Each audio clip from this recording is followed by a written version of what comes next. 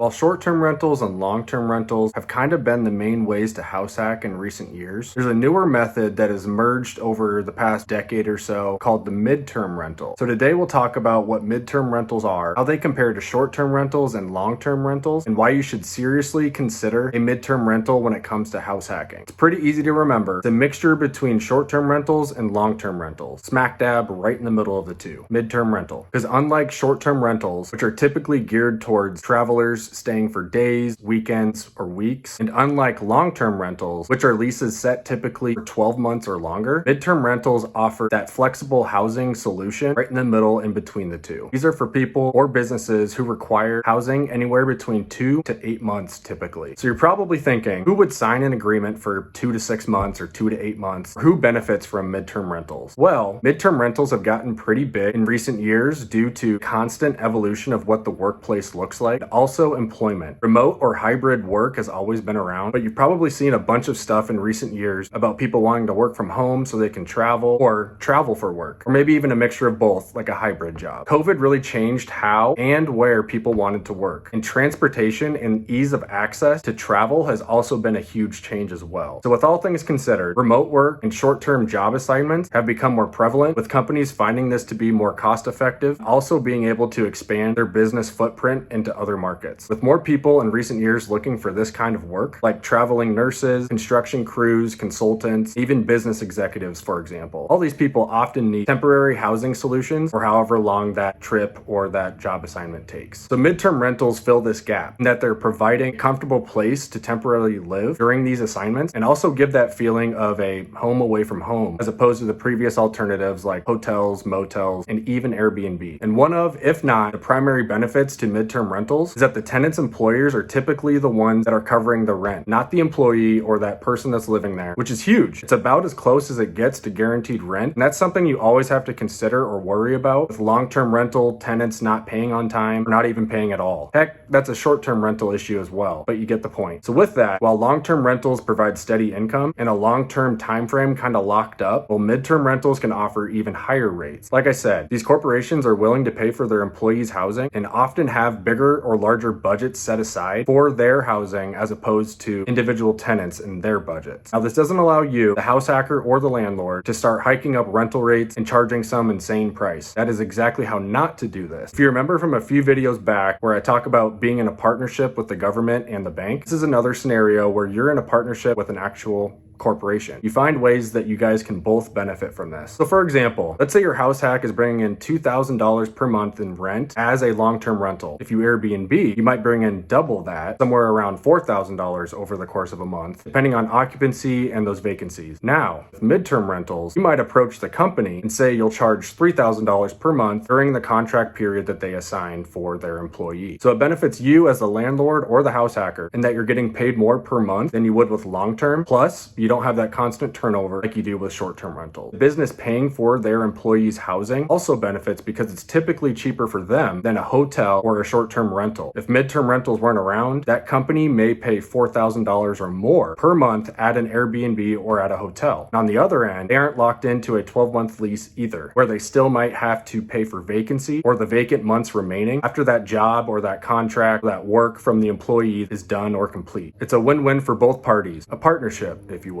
But yeah, I kind of touched on it already, but with the extended stay of midterm rentals or longer periods than short-term rentals, this not only reduces that vacancy risk that you have with short-term rentals, but it also has less frequent turnover and those turnover-related expenses like cleaning and maintenance. And this is one of the main reasons that people don't get into Airbnb or short-term rentals in the first place, because of the cost of cleaning crews, setup, property management, and all of those other expenses needed that you would otherwise not have to worry about with a long-term rental. A lot of those short-term expenses are now cut out. You have higher rental income coming in than long-term. And more importantly, that rental income that's coming in from your midterm rental is more secure and less risky because it's coming from a business or a corporation. Now, if you don't want to rent out to a traveling nurse or a construction crew, whoever, here's another option. Depending on your location and where your house hacks are, midterm rentals can be for other uses, like a vacation home. In regions with consistent good weather or lots of activities, whether it's good weather or bad weather, depends on who you are. Some people think good weather weather is going out to Colorado and skiing and falling in the icy snow. I'm one of those that say that the good weather is down south. But midterm rentals are huge in all of these kinds of regions. Like those snowbirds who go down south during the winter months, midterm rentals are perfect for these people and the people that go down there for 2 to 6 months until the weather gets a little bit warmer back home from where they're from. This is house hacking to a T. Even if you're not actively buying places every 1 year or 2 years, you could rent out your place during those winter months to help offset some of your mortgage. Or heck, it might even pay for the whole thing. You can go look up on Airbnb or VRBO and see that there are some places that rent for crazy amounts, like $20,000 per month or $40,000 per month. And it sounds crazy, but it's not uncommon at all. A lot of people would rather pay $60,000, whatever it is, to stay in a warmer climate for multiple months on end and do this every single year than buy a vacation home, hold all of that risk, only to live in it for 4 to 6 months, whatever it is. In central Iowa, we typically see these midterm rentals being used for people like those traveling nurses. We also see these construction crews, construction workers, out-of-town developers, professors, teachers, and even state fair people who come from out of town for 2 to 3 months to prep for things that they're involved in the fair for. But with all of this considered, as we wrap this up, these midterm rentals offer a major opportunity to investors and house hackers in general. They're less risky than short-term rentals. They typically provide more rental income than long-term rentals, relatively easy to manage, and don't require that constant attention as opposed to an Airbnb or a short-term rental. And lastly, it benefits the renter, the company paying for that renter, and the house hacker or the investor. If this sounds like it's something that you might be interested in, please reach out. I think it's a major untapped market in the central Iowa area. I think a lot of people could benefit from it when you're running the numbers and trying to figure out what you want to do with your house hack. So thank you guys so much for watching. If you found any value in this video, please like and subscribe. We are moving next week, so I might not have a video for you, but I'll do my best. We'll just have to wait and see. So thank you again. Appreciate it so much. We'll see you guys next time.